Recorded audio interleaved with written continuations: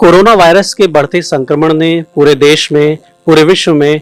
चुनौतियों को बढ़ाया है और इन चुनौतियों से लड़ने के लिए जो हमारी टीम ऑफिसर्स की फील्ड पर तैनात है, जो ब्यूरोक्रेट्स सरकार की नीतियों को धरातल पर उतार रहे हैं, खास तौर पर कोरोना वायरस के संक्रमण से आम जनता को बचाने के लिए जो सरकार ने गाइडलाइंस जारी की हैं, उन्हें धरातल पर उतारने की जिम्मेदारी और इन जिम्मेदारियों में सबसे महत्वपूर्ण जो इंस्टीट्यूशन है वो जिलाधिकारी का होता है, डिस्ट्रिक्ट मजिस्ट्रेट का होता है। और इसीलिए हम अक्सर आपसे बात कराते हैं, उत्तर प्रदेश के विभिन्न जनपदों के जिलाधिकारियों से आपकी वार्ता कराते हैं और जानने की कोशिश करते हैं कि किस तरह से इन चुनौतियों को बेहतर तरीके से सफलतापूर्वक इन चुनौतियों का सामना किया जा रहा है। बाराबंकी के जिलाधिकारी डॉक्टर आदर्श हमारे साथ इस समय मौजूद हैं। हम उनसे बात करेंगे और जानने की कोशिश करेंगे। डॉक्टर आदर्श, बहुत बहुत स्वागत है आपका इंडियन ओपिनियन पर। डॉक्टर आदर्श, इस समय हम देख रहे हैं कि जो केसेस हैं वो रैपिडली बढ़ रहे हैं, ग्रोथ हो रही है काफ़ी, और इसकी वजह से जो पहले से स्थितियां विषम थी, चुनौतियां थी प्रशासन के सामने, अब लगातार उनमें वृद्धि हो रही है और संसाधन आपके जो हैं उन संसाधनों में भी आपने कोशिश की है वृद्धि करने की। ऐसी स्थिति में कितना बेहतर आप देख पा रहे हैं कि कितनी अच्छी सर्विसेज हम दे पा रहे हैं अगर कोविड के फ्रंट पे बात करें तो? देखिए, ये बात सही है कि ये जो लड़ाई है हमारी कोविड से, ये अगर हम एक तिथि की बात करें तो 23 मार्च की हम तिथि की बात करेंगे, जब पहली बार माननीय प्रधानमंत्री जी ने लॉकडाउन की घोषणा की थी। तब से लेकर चुनौतियां जो हैं विभिन्न प्रकार की हमारे सामने आ रही हैं। पहले किसी और प्रकार की थी, बीच में जब हमारे महाराष्ट्र से, दिल्ली से और बाकी जगहों से जब माइग्रेंट्स आना शुरू हुए, प्रवासी आना शुरू हुए, तो पूरे पूर्वांचल में और हमारे पूर्वांचल के ज़िलों में और बिहार से लेके बाकी भी जितने भी प्रांत हैं, वहाँ पर भी ये सब जब वापस अपने अपने घर गए, तो इनमें देखा गया कि जो संक्रमण की दर थी वो औसत से थोड़ी अधिक थी।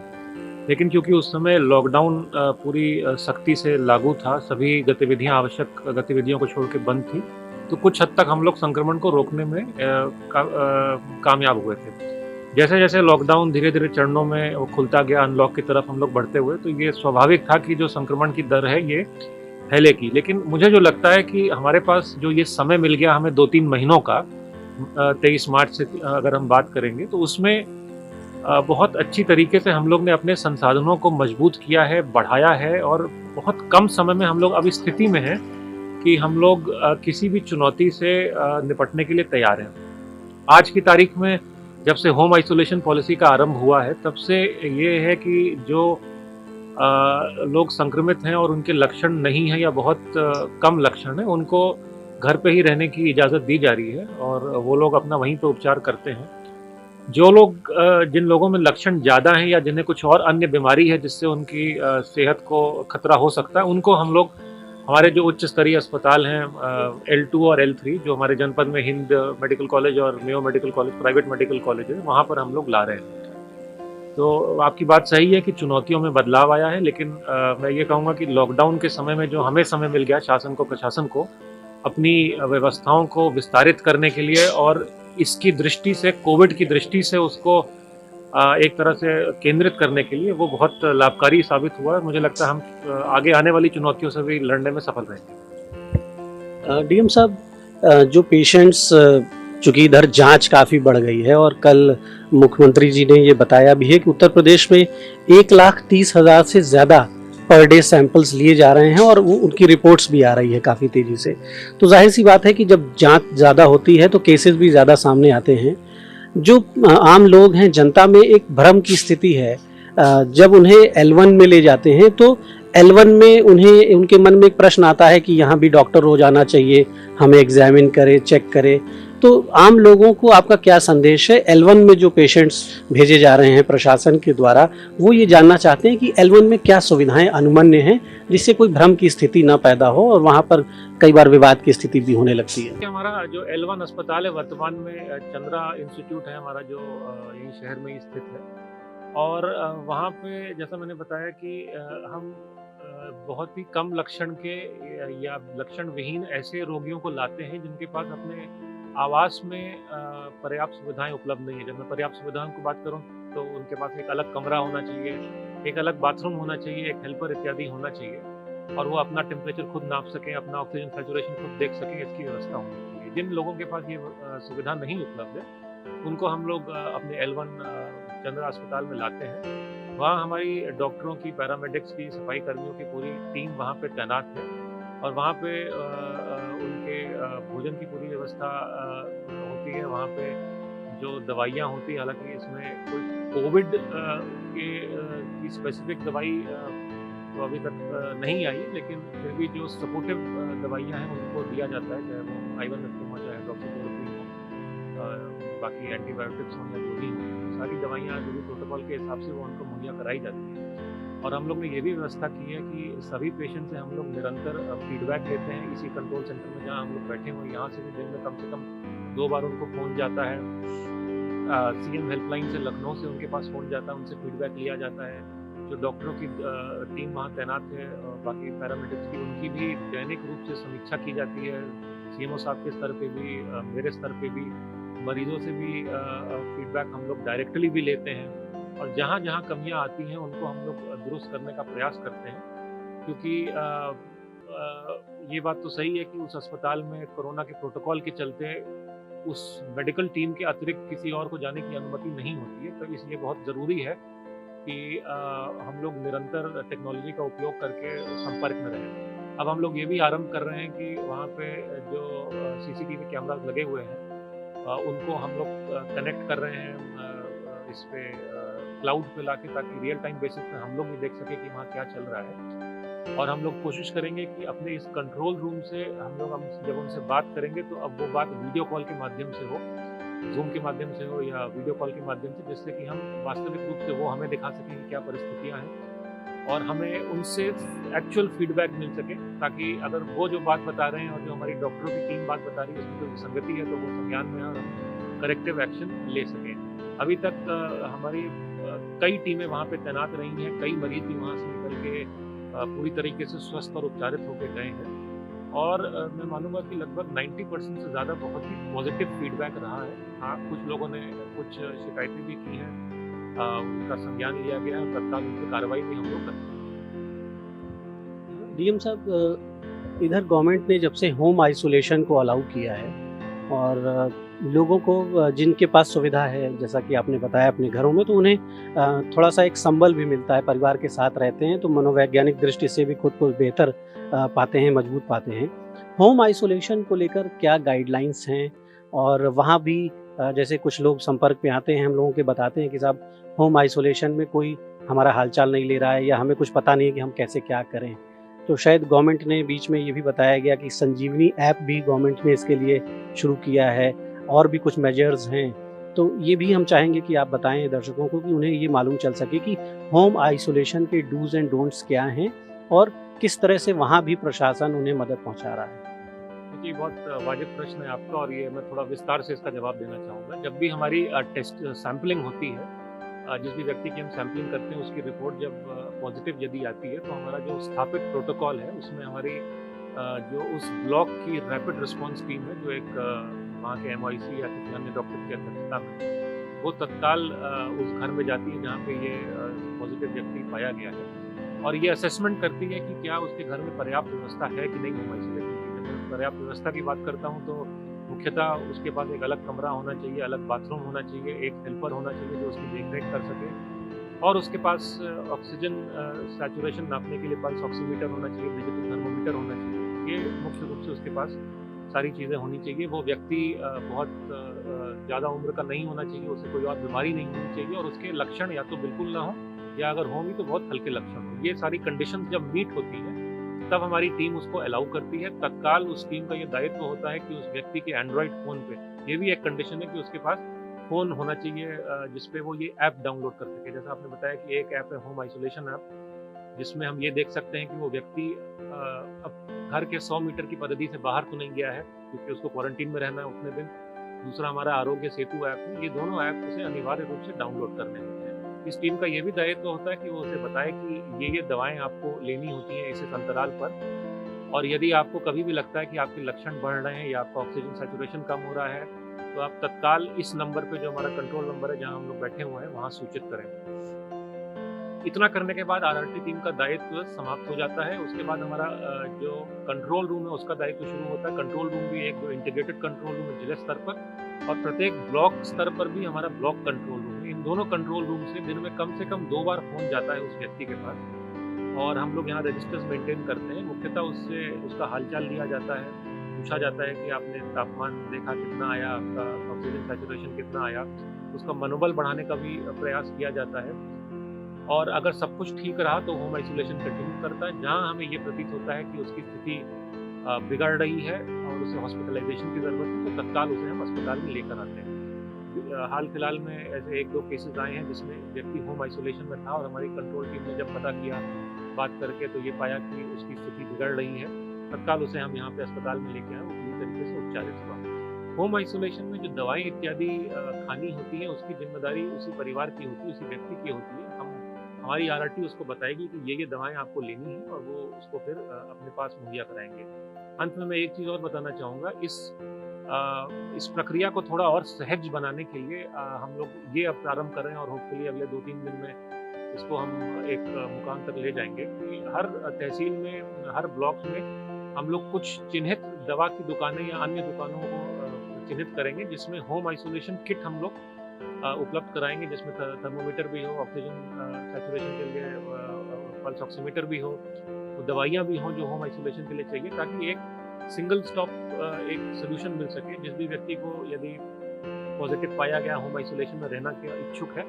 तो वो या तो इस दवा की दुकान को फ़ोन कर देगा, या फिर उसके घर से कोई जाके वहाँ से ये तत्काल ले आएगा, ताकि इसमें विलम्ब ना हो और किसी को कोई दिक्कत ना हो। निश्चित तौर पे ये एक अच्छी पहल होगी और लोगों के लिए सुविधा भी हो जाएगी कि उन्हें पता होगा कि होम आइसोलेशन में रहने के दौरान क्या सावधानियां बरतनी हैं, किन मेडिसिन्स का प्रयोग करना है और किन इक्विपमेंट्स के सहारे अपनी सेहत की हम लगातार मॉनिटरिंग कर सकते हैं, और अगर स्थिति ज़रा भी बिगड़ती है तो हम सरकार की मदद लेके हॉस्पिटल में भर्ती हो सकते हैं। डीएम साहब, निसंदेह प्रशासन के लिए एक अभूतपूर्व काल है, ये जनता के लिए भी, समाज के लिए भी, और तमाम लोग इस समय जो उनका बिजनेस है, जो तमाम लोग ऐसे हैं डीएम साहब जिनके जो कारोबार थे वो कहीं ना कहीं मंदी का शिकार हुए लॉकडाउन में, और लॉकडाउन खुलने के बाद जैसे जैसे खुल रहा है लॉकडाउन, प्रयास कर रहे हैं लोग पटरी पे आने के लिए। तो आर्थिक फ्रंट जो है हमारा, जो आर्थिक मोर्चा है, जहाँ से हमारी अर्थव्यवस्था की सेहत भी वहीं से वो भी संचालित होती है, और बेहतर स्थिति में देश के लोग रहें, अर्थव्यवस्था रहे, तभी ये सारी सुविधाएं भी हम दे पाएंगे। हॉस्पिटल्स का मैनेजमेंट है, हेल्थ पर काफ़ी पैसा सरकार खर्च कर रही है। तो जनपद में जो आर्थिक गतिविधियां हैं उन्हें पटरी पर लाने के लिए पिछली बार भी आपसे बात हुई थी, अब क्या स्थिति देख रहे हैं, कितनी बेहतर स्थिति है, और कहाँ पर किन फ्रंट्स पे काम करना अभी बाकी है, कहाँ पर चुनौतियाँ हैं? ये अंग्रेजी में एक कहावत है, every cloud has a silver lining. तो हम लोग तो इसको ज़रूर, ये विषम परिस्थितियाँ थी, लेकिन इसमें हम लोग तो अवसर ही ढूंढते हैं। यही एक सकारात्मक सोच हम सबकी होनी चाहिए, और मैं बहुत प्रसन्न हूँ कि हमारे जनपद में सभी लोगों ने इसी सकारात्मक सोच के चलते पूरा ये लॉकडाउन का पीरियड इसको व्यतीत किया है। आपको याद होगा कुछ दिन पहले माननीय प्रधानमंत्री जी ने स्वयं जिक्र किया था, हमारे यहाँ जो एक विलुप्त हो गई थी कल्याणी नदी, उसमें यहाँ के भी मजदूर और जो बाहर से मजदूर आए थे उन्होंने भी अद्भुत उसमें कार्य किया था, एक मृतप्राय नदी को नया जीवन प्रदान किया था। तो शुरुआत में जब हमारी लॉकडाउन चल ही रहा था, जब तृतीय या चौथा चरण था, उसमें आवश्यक वस्तुओं और सेवाओं को छोड़ के बाकी गतिविधियां नहीं आरंभ हो सकी थी, लेकिन मनरेगा में हम लोग ने कई लोगों को कार्य दिया था। कई दिन तो 1-1 लाख मानव दिवस भी एक दिन में सृजित हो रहे थे, तो कई लोग उससे लाभान्वित हुए थे। अब धीरे धीरे जैसे अनलॉक की तरफ हम लोग बढ़े हैं, हमारा जनपद बाराबंकी जनपद एक कृषि आधारित जनपद है, और इसमें जितनी इंडस्ट्रीज हैं वो एग्रो प्रोसेसिंग ही ज़्यादा हैं या उससे संबंधित, जैसे कोल्ड स्टोरेज हो गए या बाकी प्रोसेसिंग की इंडस्ट्रीज हो गई जो एग्रीकल्चर से रिलेटेड है। बहुत ही संतुष्टि का विषय है कि इस बार, जैसा मैंने कहा कि हर every cloud has a silver lining, जो हमारी फसल की अगर मैं बात करूं, जो धान की हमारी फसल हुई है वो भी अद्भुत हुई है, और मेरा अपना निजी अनुमान ये है कि जो उत्पादन होगा धान का वो कम से कम 120 से 130% होगा, अगर हम पिछले साल की तुलना करें। अगर ये वाकई मेरा अनुमान सही निकलता है तो जो हमारे कृषक हैं, और इसमें क्षेत्रफल में भी बहुत विस्तार हुआ है। कारण यही रहा है कि शायद पर्यावरण इतना स्वच्छ हो गया था जब से लॉकडाउन हुआ था, कि उसके चलते बारिश इतनी अच्छी हुई है कि बहुत बढ़िया खेती इस बार हुई है। तो हमारी जो कृषक बंधु हैं उनको मुझे लगता है कि बहुत फ़ायदा होगा, और जो उन्हें एक तरह से नुकसान झेलना पड़ा था लॉकडाउन के चलते, उसमें उनको काफ़ी भरपाई होगी। दूसरी ओर जो हमारी औद्योगिक इकाइयाँ थी, उसमें हमारे कुर्ती जो इंडस्ट्रियल एरिया है वहाँ की जो जितनी आवश्यक सेवाओं से संबंधित थी वो पहले से ही चल रही थी। बाकी भी धीरे-धीरे सब चलना आरंभ उनका हो गया है, संचालन आरंभ हो गया है। जितने हमारे कोल्ड स्टोरेज थे और बाकी भी जितनी औद्योगिक इकाइयाँ थी, मुझे लगता है मोटा-मोटी सभी अब पूरी तरीके से अब संचालित हो गई हैं। और हम लोग ने जो बाहर से लोग आए थे, हमारे प्रवासी श्रमिक, उनकी भी जो स्किल मैपिंग पूरे प्रदेश में हुई है, हम उस सूची को भी हमने मुहैया कराया है इन सभी औद्योगिक इकाइयों को, और उसमें से भी कई लोगों को उन्होंने रोजगार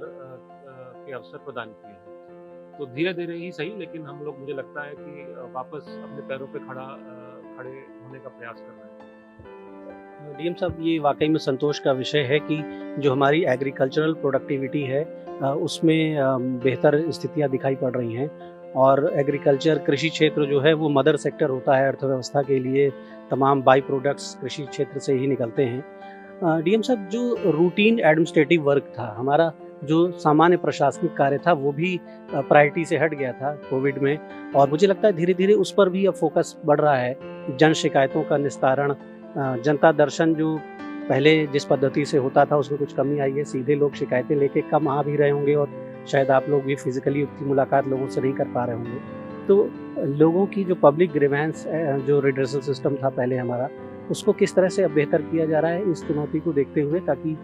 जो भूमि विवाद हैं या और तरह की जो तमाम तरह की समस्याएं होती हैं, लोग योजनाओं का लाभ पाने के लिए भी आपके पास आते हैं, एप्लीकेशंस देते हैं कि उन्हें लोकल स्तर पर अगर योजनाओं का लाभ नहीं मिलता है, तो इन चीज़ों को लेकर जन शिकायतों का बेहतर निस्तारण इन परिस्थितियों में हो, उसके लिए क्या मैकेनिज्म डेवलप किया गया है?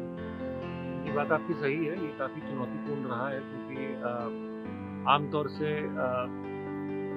जिले स्तर में अगर मैं बात करूं, तहसील स्तर पर, थाने स्तर पर, तो जन शिकायतों का निस्तारण संतोषजनक तरीके से, एटलीस्ट जो शिकायत करता है तभी वो मानता था जब वो आपसे स्वयं रूबरू हो सके, वो आपको अपनी शिकायत बता सके और आप उसका समाधान उसको संतुष्ट कर सके कि इस प्रकार से समाधान संभव है। तो इसमें अब ये है कि वर्तमान परिस्थितियों के दृष्टिगत थोड़ा परिवर्तन लाना पड़ा है। हमारे जो कोर्ट भी संचालित हो रहे हैं उसमें भी एक डिस्टेंस हम लोगों ने मेंटेन किया है, ताकि हमारे अधिवक्ता और जो क्लाइंट्स हैं उनकी भी सेहत का ध्यान रखा जाए। जन सुनवाई में भी उसको काफ़ी एक तरह से मैं कहूँगा कि सीमित दायरे में करना पड़ रहा है हम लोग को, क्योंकि सभी की इसमें सेहत का ख्याल रखना बहुत ज़रूरी है। हम लोग ने ये प्रयास किया है कि जो 9:30 से 10:30 बजे का समय होता है जन सुनवाई में, उसमें तो हम लोग उपस्थित रहते ही हैं, लेकिन उसके पहले या उसके बाद में भी अगर कोई शिकायत देना चाहता है, IGRS पोर्टल पे देने के बावजूद उसे लगता है कि उसमें कुछ त्वरित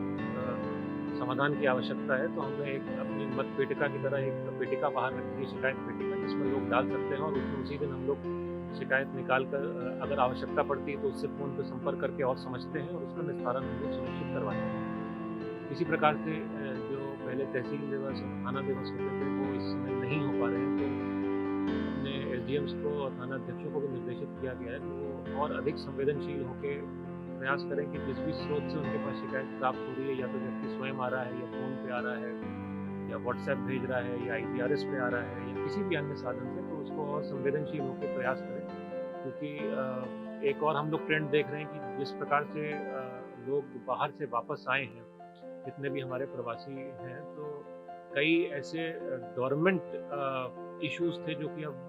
जागृत हो रहे हैं गाँव में, उससे कुछ विवाद इक्का दुक्का उत्पन्न हो रहे हैं। तो ये और भी ज़रूरी है कि हम लोग इन परिस्थितियों में भी, जब हम मुलाकात बहुत कम कर पा रहे हैं लोगों से, उनकी शिकायतों को संज्ञान में लेकर उनका त्वरित निस्तारण करें। आपने बिल्कुल सही कहा कि जो लोग बाहर से आए हैं वो अब अपने, जो लोग दशकों से बाहर बसे हुए थे औद्योगिक प्रदेशों में या कहीं फैक्ट्रीज में काम कर रहे थे, वो अपने घरों को आ गए हैं, तो वो अपनी भूमि में हिस्सा मांग रहे होंगे, अपनी पैतृक संपत्ति में, घर मकान में वो हिस्सा मांग रहे होंगे, तो वहाँ पर भूमि विवाद और तमाम तरह की समस्याएं सामने आ रही होंगी। साथ ही ये भी जानने को आया है कि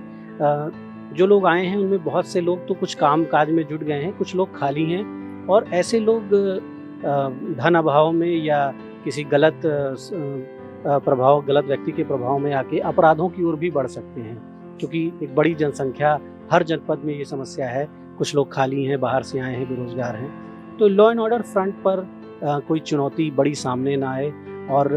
जो लोग आए हुए हैं उनको लगातार ट्रैक किया जाए, उनको उनकी आवश्यकता अनुसार काम दिया जाए और सबसे बड़ी बात कि उनकी निगरानी, कि वो नकारात्मक ऊर्जा, उनकी जो ऊर्जा है वो नकारात्मक ना हो जाए, गलत कार्यों में ना जुड़ जाएँ। इसके लिए मुझे लगता है कि इसके लिए भी आप लोग ज़रूर कोई विशेष प्रबंध आपने किया होगा। ये बिल्कुल सही बात है। पहली चीज़ तो इस प्रत्येक व्यक्ति जो बाहर से आया है उसकी हम लोग ने स्किल मैपिंग की है। एक डेटाबेस हमारे पास तैयार है जिसमें उसका सारे डिटेल्स हमारे पास उपलब्ध हैं। इसका उद्देश्य, मुख्य उद्देश्य तो ये था कि इनको हम एक सार्थक रोज़गार के साथ जोड़ सकें। जैसा आपने कहा कि यदि व्यक्ति खाली रहता है, धनाभाव रहता है, तो ज़ाहिर-सी बात है कि उसकी एक तरह से क्राइम की तरफ संभावना बढ़ जाती है, क्राइम की तरफ जाने की। तो उसको हम एक सार्थक रोज़गार दे सकें, ये पहला हमारा उद्देश्य था उस डेटाबेस को तैयार करने का। उस डेटाबेस का हम लोग उपयोग इस ऐसे भी कर रहे हैं कि उसको हमने प्रत्येक थाने को, प्रत्येक अपनी तहसील को दिया है कि उस पे टैब रखा जाए। ऐसे जितने भी व्यक्ति आए हैं, ये लोग क्योंकि नए आए हैं, कई दिनों के बाद आए हैं, तो ज़ाहिर-सी बात है कि एक जब चेंज जो होता है, स्टेटस को से जब चेंज होता है, तो थोड़ा-सा टर्मोइल की सिचुएशन होती है, तो उससे बचा जा सके और जो विवाद हैं उनको हम त्वरित आइडेंटिफ़ाई करके निस्तारण कर सकें। और यदि कोई ऐसा व्यक्ति होता है कि समझाने के बाद भी या निस्तारण होने के बाद भी वो नहीं मानता है और फिर भी वो गलत गतिविधियों की तरफ बढ़ता है, अग्रसर होता है, तो हम उसको उसी समय रोक सकें, उसके खिलाफ जो भी विधिक कार्रवाई वो कर सकें। मेरे ख्याल से इसमें पुलिस अधीक्षक महोदय द्वारा भी तकनीक का प्रयोग किया जा रहा है, टेक्नोलॉजी का प्रयोग किया जा रहा है। उनके द्वारा एक ऐप भी विकसित किया गया है। ऐसे प्रत्येक व्यक्ति पर, प्रत्येक गाँव में एक टैब रखी हुई है। एक अंतिम प्रश्न डीएम साहब आपसे करेंगे कि तमाम विषयों पर आपसे बात हुई। कहा जा रहा है कि लगभग 3 महीने का समय है वैक्सीन आने में। नवंबर या दिसंबर लास्ट तक कहा जा रहा है कि वैक्सीन आ जाएगी और वैक्सीन के आने तक जो समाज में एक लोगों में मानसिक तनाव भी बना हुआ है, लोग परेशान भी हैं और जो रैपिडली केसेस बढ़ रहे हैं, जैसे-जैसे जाँच बढ़ रही है और जाँच की क्षमता सरकार लगातार बढ़ा रही है, तो लोग ये जानना चाहते हैं, जनपद के लोग ये जानना चाहते हैं कि आने वाली परिस्थितियों के लिए जब तक वैक्सीन नहीं आ जाती है, एक समाधान जब तक नहीं आ जाता है कोरोना का, तब तक के लिए हमारा प्रशासन कितना तैयार है, हमारे हॉस्पिटल्स कितने तैयार हैं, हमारे जो L1, L2 सेंटर्स हैं, आइसोलेशन सेंटर्स हैं, वो कितने तैयार हैं? क्या आम जनता सरकारी व्यवस्थाओं के भरोसे निश्चिंत रह सकती है? देखिए, कोरोना अब एक न्यू नॉर्मल बन गया है और हमें अब इसके साथ ही रहना भी सीखना है और जब तक, जैसा आपने कहा, वैक्सीन नहीं आ जाती है, पूरी सावधानियां बरतते हुए अपना आम जीवन भी व्यतीत करना है और इससे बचने का भी प्रयास करना है। फिर भी लेकिन अगर हम इससे ग्रसित हो जाते हैं और ये कोई इसमें कोई ना टैबू की बात है, ना इसमें कोई कलंक की बात है, हम में से कोई भी ग्रसित हो सकता है और हमारे यहाँ बहुत वरिष्ठ अधिकारी भी ग्रसित हुए हैं, एडीएम साहब हुए हैं, जिला कार्यक्रम अधिकारी हो चुके हैं, शिक्षा अधिकारी, तो जिस तरह के अधिकारी भी ग्रसित हो चुके हैं और लेकिन ये संतोष का विषय है कि वो पूर्ण रूप से स्वस्थ होकर वापस आए, क्योंकि एक वायरस है, इसको रोक पाना मतलब मैं ये तो नहीं कहूँगा कि असंभव है, लेकिन काफ़ी मुश्किल, और ख़ासतौर से उन परिस्थितियों में जब हम अनलॉक की तरफ पूरी तरह से बढ़ चुके हैं, जो ज़रूरी भी था, क्योंकि आप बहुत दिनों तक आप सारी गतिविधियों को बंद नहीं रख सकते हैं। तो अब इसमें बात ये आती है कि हमें करना क्या चाहिए। होम आइसोलेशन की जब से रणनीति आ गई है, वो काफ़ी कारगर सिद्ध हो रही है, क्योंकि जो लोग संक्रमित हो भी रहे हैं, वो भी अपने, जैसा आपने कहा, अपने घर के एक सुरक्षित माहौल में एक मनोबल के साथ वहाँ पे रहते हैं और वो स्वतः उसमें से अभी तक प्रत्येक व्यक्ति उपचारित हो चुका है। जिन व्यक्तियों में लक्षण अधिक होते हैं, जिनकी उम्र ज़्यादा होती है या जिनमें कोई और पहले से बीमारी होती है, हम लोग ये देख रहे हैं कि ये जो लास्ट के 2 केसेस हैं, जिनकी उम्र ज़्यादा है या पहले से कोई ना कोई बीमारी है, चाहे वो हार्ट की बीमारी हो, ब्लड प्रेशर की बीमारी हो, किडनी की बीमारी हो, उनमें थोड़ा-सा हमें विशेष सतर्कता और ध्यान रखने की आवश्यकता पड़ती है, क्योंकि उनमें कई बार कोरोना जानलेवा भी सिद्ध होती है। इसी दृष्टि से जनपद में हमारे जो दोनों L2 और L3 अस्पताल हैं, हालाँकि दोनों प्राइवेट सेक्टर में, लेकिन दोनों इस समय प्रशासन और शासन के साथ कंधा मिलाकर चल रहे हैं। उनकी अहमियत बहुत बढ़ जाती है, उनका रोल बहुत बढ़ जाता है। और बाराबंकी आपकी जानकारी में होगा ही कि न केवल बाराबंकी जनपद के पेशेंट्स के लिए, बल्कि पूर्वांचल तक के पेशेंट्स के लिए एक हायर रेफरल सेंटर बन चुका है, क्योंकि लखनऊ में जिस तरह के केसेस बढ़े हैं, वहाँ पे इसको बेड नहीं मिल पाती है, उसके लिए बाराबंकी एक ऑप्शन बचता है। तो हमारे यहाँ इस समय न्यू और इन दोनों ही जगहों पे गोंडा, बहराइच, बस्ती, देवरिया, इन सारे जनपदों के भी मरीज हैं और पूरा प्रयास कर रहे हैं हम लोग कि इन सभी मरीजों को हम उच्च स्तर का ट्रीटमेंट प्रदान कर सकें और हर एक व्यक्ति जिसकी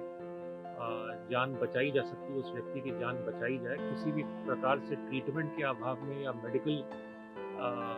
एडवाइस के अभाव में या मेडिकल सपोर्ट के अभाव में किसी भी व्यक्ति की जान ना जाए, यही इस समय सर्वोच्च प्राथमिकता है हम सबकी। और इसी वजह से डेली हम लोग इस बात की बिंदु की समीक्षा करते हैं और भी प्रयास कर रहे हैं कि हम लोग किस प्रकार से इन्हीं दो मेडिकल कॉलेजेस में हमारे ICU बेड्स की संख्या जो अभी न्यू की बात करूँ तो 20 बेड्स है, उसको बढ़ा के हम 40 करने वाले हैं। पूरा सपोर्ट कर रहे हैं हम लोग एडमिनिस्ट्रेशन का और लखनऊ से भी अब हम लोग को ये इंडिकेशंस मिले हैं कि वहाँ से भी वो बहुत जल्द मरीजों को यहाँ भेजना शुरू करेंगे, तो वो भी कुछ हद तक हम पे डिपेंडेंट हो जाएंगे। हम लोग पूरी तरीके से प्रयास कर रहे हैं और पूरा कोशिश कर रहे हैं और अभी अगर मैं कहूँ तो स्थिति नियंत्रण में है, चिंता की कोई बात इस समय वर्तमान में नहीं है और हम लोग डेली जो है कोशिश करते हैं कि इजाफा हो हमारी कैपेबिलिटी में इस चुनौती को टैकल करने। जैसा कि बाराबंकी के जिलाधिकारी डॉक्टर आदर्श ने बताया कि बाराबंकी जनपद शुरू से ही पूर्वांचल और राजधानी के बीच में एक गेटवे कहा जाता है। तो बाराबंकी ने पिछले कुछ वर्षों में और निजी क्षेत्र में खास तौर पर अपनी स्वास्थ्य क्षमताओं में वृद्धि की है। इसकी वजह से अन्य जनपदों के भी मरीज यहाँ पर हैं और अब राजधानी में, चूंकि राजधानी के हॉस्पिटल्स ओवरबर्डन हो रहे हैं, तो वहाँ के मरीज भी बाराबंकी में आएंगे। तो ऐसे में बाराबंकी जिला प्रशासन जो है उसने काफ़ी चुनौतियों का सामना किया है और इन चुनौतियों को देखते हुए अपनी क्षमताओं में वृद्धि भी की है। हम उम्मीद करते हैं कि DM बाराबंकी डॉक्टर आदर्श के नेतृत्व में वो सभी लक्ष्य ये जनपद हासिल करेगा जो आवश्यक हैं इस जनपद की खुशहाली के लिए, यहाँ के लोगों के स्वास्थ्य की रक्षा के लिए। और आम जनता से भी प्रशासन ने जो अपील की है, सरकार के जो मैसेजेस आ रहे हैं कि आप सावधान रहें, सोशल डिस्टेंसिंग का पालन करें, कोशिश करें कि आपकी लापरवाही से आप इस सिस्टम के लिए कहीं ना कहीं अगर एक पेशेंट के रूप में आप अपनी लापरवाही से पेशेंट हो जाते हैं तो न सिर्फ आपकी अपनी समस्याएं बढ़ती हैं, आपके परिवार की समस्याएं बढ़ती हैं, बल्कि आप इस सिस्टम पर भी एक सिस्टम का जो बोझ है, जो बर्डन है, वो भी बढ़त को हम इस वायरस के संक्रमण से बचाएं और सरकार के सभी निर्देशों का पालन करते हुए खुद को सुरक्षित रखें। प्रशासन का, सरकार का पूरा सहयोग करें। धन्यवाद। अगर आप यह वीडियो फेसबुक पर देख रहे हैं तो हमें लाइक और फॉलो करें। अगर यूट्यूब पर देख रहे हैं तो सब्सक्राइब करें और बेल आइकन प्रेस करें।